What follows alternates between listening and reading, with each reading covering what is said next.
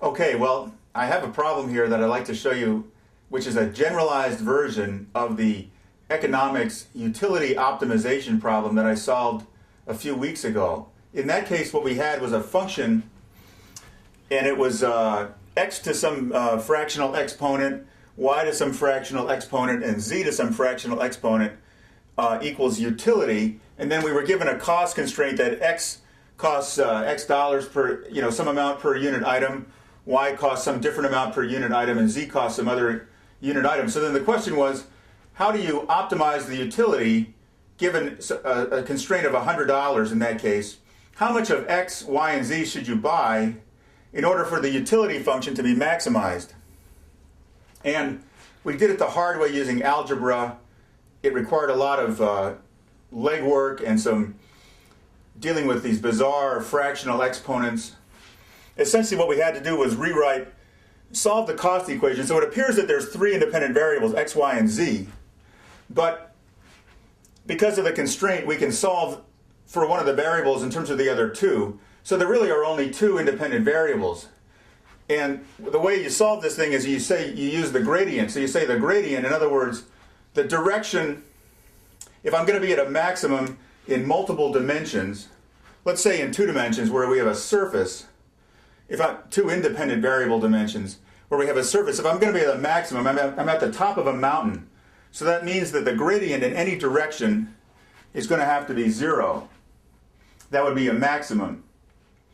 So what we had done then is let the gradient equal 0, which gives us these equations, df dx, where the d in this case is a partial derivative, is 0, df dy was 0, df dz was 0, and then we also had this constraint. So we had potentially 4 equations, but only 3 variables. Or we could then reduce the problem down to 2 variables, and then we only used the 2 relevant parts of the gradient, and we solved it. I made a mistake along the way. I forgot to insert the z quantity back in with the fractional exponent. Nevertheless, the answer came out almost the same, and it's easy. The same process applies. It's just a matter of doing that one other thing. Once you take the derivatives, all those radical terms cancel out anyway, so it wasn't an issue. Now, that was the hard way, right? We had to deal with all those bizarre fractional exponents and a lot of algebra. What I did here is I created the more general case. So not only are we not just limiting ourselves to 3 variables, I extended it to 5, but you're going to see when I get done showing you this whole problem that we could have done it for any number of variables. And I also left all the exponents in the utility function as general variables also. Well, not variables, but general as undefined parameters. And the cost constraint, I left all the unit cost figures also as unconstrained parameters. So let me just say a few words about this notation that I arbitrarily have chosen here. The little letters represent the independent variables. They represent the things that comprise the utility function.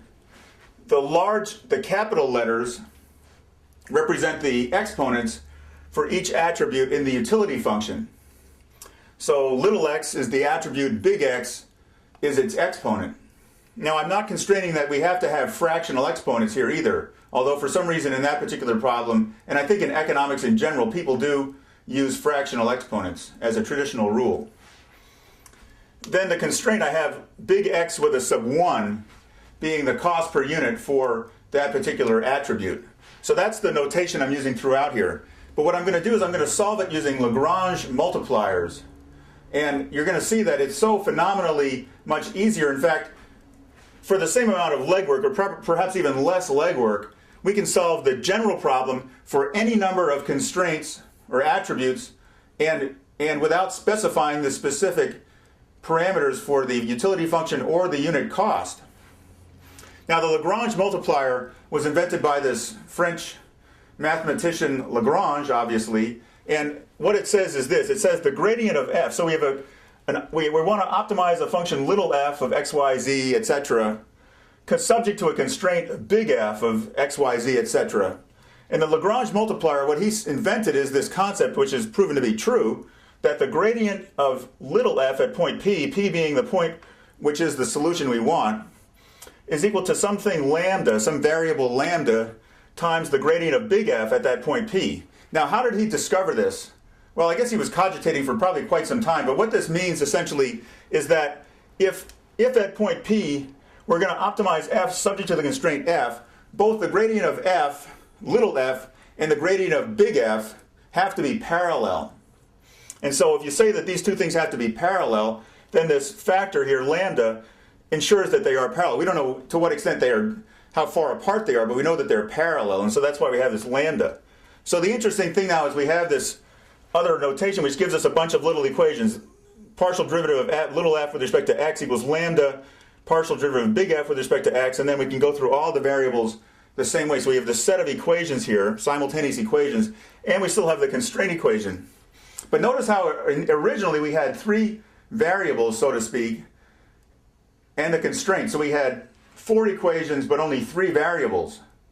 Well, it's unsolvable, right? You can only solve the problem really in general when you have the same number of equations as you have variables.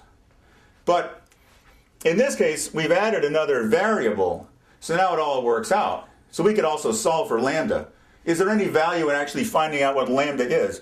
None whatsoever. We only care about point P, which is the x, y, z, a, and b in this case. So we have essentially 6 equations and 6 unknowns given these 5 attributes that I've put into this function.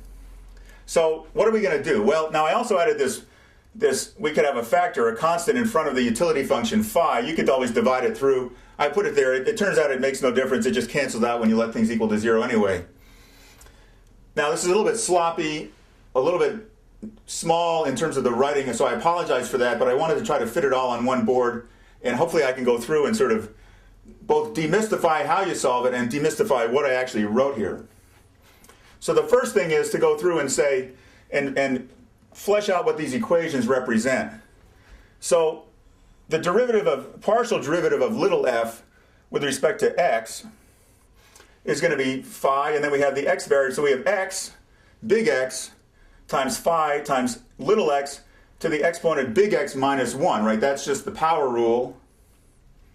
Big X times little x to the power big X minus 1. All the other terms are just assumed constant, so they're untouched. And that equals lambda times the derivative of the partial derivative of big F with respect to x. And as you can tell, that's just going to be big X1 times lambda. All these other terms, since they don't contain x's, they just drop out. So we get this equation, phi big X times x to the power big X minus 1, y to the y power z to the z, a to the a, b to the b equals lambda x1. And if you go through all the other simultaneous equations, you come out with similar expressions for all these other terms. So now how do we solve it? Well, the first thing I did was I said, why don't we just take 2 of these randomly, and we're going to solve them both for lambda. So here, let's take this one at the bottom. Phi b x to the x, y to the y, z to the z, a to the a, b to the big B minus 1 power equals lambda b1. If I solve that for lambda, I just get all this stuff divided by b1. Now I can do the same thing in this equation and solve for lambda, and I get all that stuff, different stuff, but similar, divided by a1. Well, now I can take these two and let them be equal. And so that's what I'm doing here. So I say now phi, and I just put all this stuff in. It turns out a lot of the terms are unaffected because we only had 2 variables that had derivatives taken. So a lot of these things just cancel out right off the bat. The phi's cancel, and so on. And then we do. Remember, if you have division of exponents, division of a variable with different exponents, it's subtraction. Multiplication, the exponents add. So when you go through all that, you get this equation here: b over b1, a to the a power b to the big B minus 1 power equals a over a1, a to the big A minus 1 power b to the b. And then we can solve this, and using some algebra, we get little a equals big B1, big A, divided by big B, big A1 times little b. Now, that's just using these 2 equations. Now, the interesting thing, though, is we could have gone through and chosen any 2 equations and come up with the same relationship for those 2 variables, right? So what we really have here is now we have a bunch of different relationships that all look like this. And so now the question is, what do we do? Well, we can start to plug them in to our constraint function, right? So I can replace little a in this equation with this whole expression. And if we go through and solve the others, I can replace little x, little y, little z, little b. Now, initially, I'm going to only eliminate one variable. But then I can use the same relationships again and replace successively more variables until I'm only left with one variable. In this case, I did it for little b. And so what you come up with is you just have, it's like a cancel fest. You have all these y's and y1s and z's and z1s, etc. It all cancels out. For example, it would be pointless for me to actually go through and try to read this to you, but if you try to solve it on your own on paper, you just plug it in. So here we have the same relationship for y that I plugged in for x. But then y, we can do the same thing in terms of z, so I just concatenate more terms from these factors. And once you know the general form here, you can represent that for any two variables.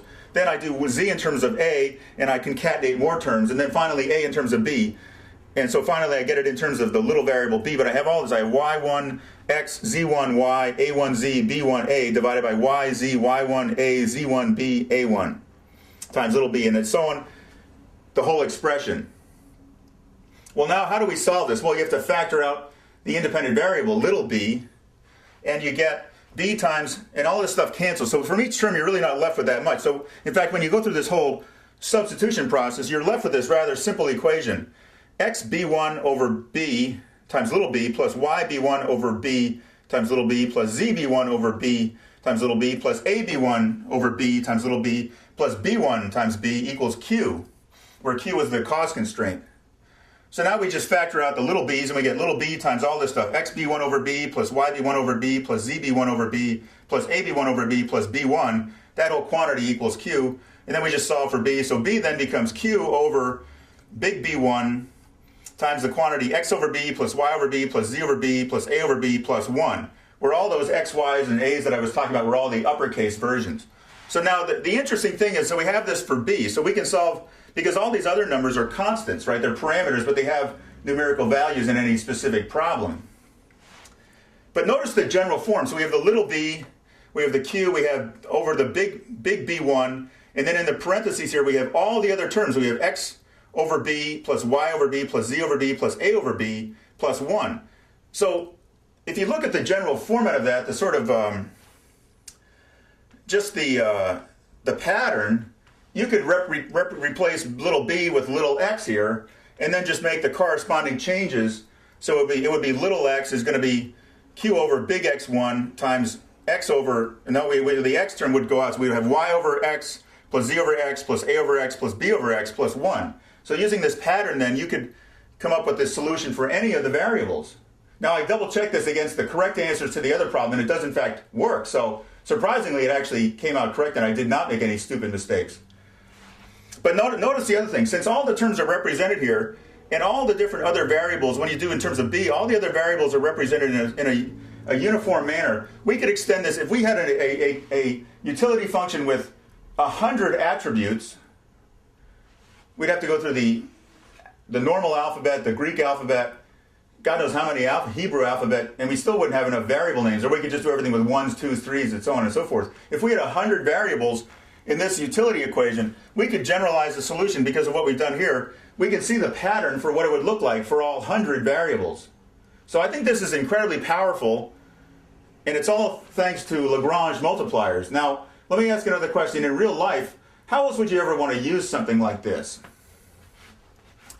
Maximizing utility, where you have a bunch of different attributes and you have a sort of affinity factor, which is the exponent for each attribute, and then you have a constraint where each attribute has a different unit cost.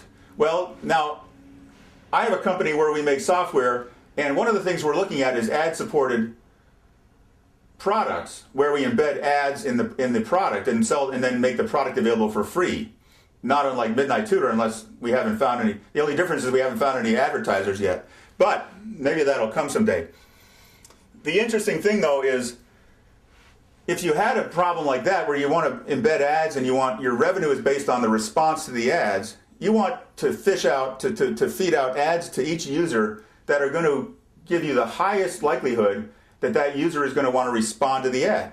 So you could actually formulate a problem where over time you actually adjust these affinity factors, the exponents essentially, and the constraint, the cost, based on how much somebody's willing to pay to have an ad placed, and what's the affinity for a particular demographic of users to optimize that whole problem. It's sort of an open loop optimization. You can do the same thing using control theory where you have a feedback loop. That's a whole separate discussion.